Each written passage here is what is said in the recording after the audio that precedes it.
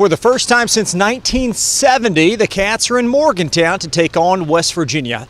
And now for a glance at the top 5 Mountaineers, here's opposition research, brought to you by HKC Roofing. Despite losses in 3 of their last 4 and an RPI dip into the 20s, West Virginia poses the sternest of tasks for the Cats in this weekend's Big 12 SEC Challenge. In vintage Bob Huggins fashion, the Mountaineers keep company with college basketball's top defensive groups and feature an accomplished seasoned backcourt that authors some 200 collegiate starts. As a result, WVU is 16-4 on the season, including a pair of top 10 wins in Morgantown. Investing both Virginia and Oklahoma, a high tourney seed looms for the Mountaineers provided they complete an upper-tier finish in the rugged Big 12, the league that Joe Lunardi feels warrants 7 bids. There isn't a bad loss on the docket, although Monday's dropping at TCU occurred without the Horned Frogs' top player, Jalen Fisher.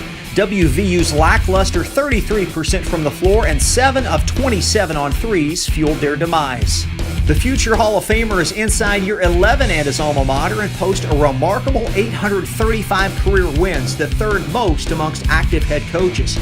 The Morgantown native's journey can be traced to 1980, where he cut his teeth at Walsh College in Canton before sliding over to the D1 ranks 4 years post at Akron. In '89, after leading the Zips to 4 consecutive 20-win seasons, Huggins migrated south to Cincinnati, where he teamed with Nick Van Exel to crash the 1992 Final Four. Then highlighted 14 consecutive tournaments before Huggs pursued another chapter at K-State in 2006, and a likely conclusion one winner hints at WVU. Cumulatively, Bob Huggins has coached in 23 NCAAs, 2 Final Fours, and mentored the likes of Martin, Cronin, and Kennedy. In unusual flair, the West Virginia coach sings the praises of Javon Carter, his top player. Renowned for an unmatched work ethic, the 6'2 senior has 94 career starts and nearly 300 steals, tops amongst all active players. On the season, Carter leads the Mountaineers in scoring and assists at 17 and 6, while registering 7 20-plus point games. He's the Mountaineers' top free throw shooter at 85%, and despite 0 for 6 three-point shooting in the TCU loss, connects at 39% from long distance. Daxter Miles Jr. joins Carter in the backcourt and is another 1,000-point scorer. The 6'3 senior has starts in each of his 119 career games and scores at 13 a clip, highlighted by a 32-point explosion in November. While much of BBN will undoubtedly remember his pregame declaration in 2015, Miles is a threat and formidable scorer, i.e. 10 instances of 20 points or more. Like his season companion, Miles is credible from the foul line, converting 71%. Cincinnati's Lamonte West has blossomed as a full-time starter, and the 6'8 sophomore offers balanced totals of 11 points and 5 rebounds a tilt. His minutes have doubled in year 2 with the top performance of 22 in the marquee win over Virginia. West is one of 9 Mountaineer regulars that shoot 75% or better from the foul line.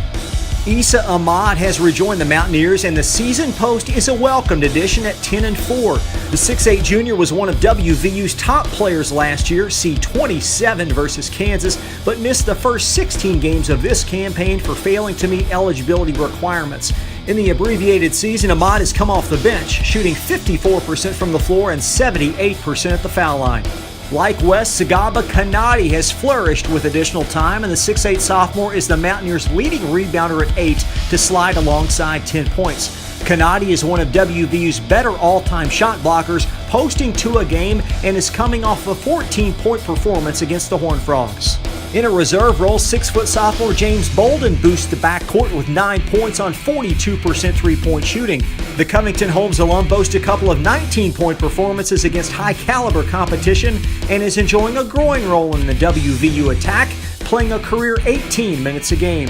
A part-time occupant in Huggs' doghouse, talented freshman Teddy Allen rallies 9 points to the cause. The 6'5 former Nebraska Player of the Year had the proverbial DNP coach's decision for 2 games following a bagel in the Texas Tech loss. Prior, Allen showed flashes, highlighted by 3 20-plus point games, including a career-best 24 versus Coppin State. While a solid 77% at the charity stripe, Allen is just 3 of 22 from 3, 14%. Wesley Harris has absorbed Ahmad's starting role and is good for 6 points and 5 rebounds in 20 or so minutes. The 6'8 sophomore put forth a career-high 12 against Texas A&M in the season opener, his first ever appearance in a Mountaineer uniform. Harris set out last year with an injury after arriving from Lawson State Community College in Birmingham and connects on 70% of his free throw tries. Fast facts. In a loaded Big 12, the Mountaineers played the nation's sixth toughest schedule. West Virginia has been to 26 NCAA tournaments with Sweet 16 appearances 2 of the last 3 seasons.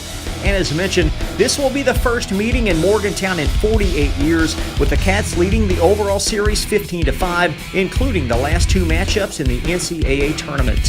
Famous alums and former students, Hall of Famer and basketball icon Jerry West, comedian and Family Feud host Steve Harvey, plus the one and only Don Knotts. Kentucky and West Virginia on Saturday at 7 o'clock. And that's today's Opposition Research. For the Leach Report, I'm Chris LaBar.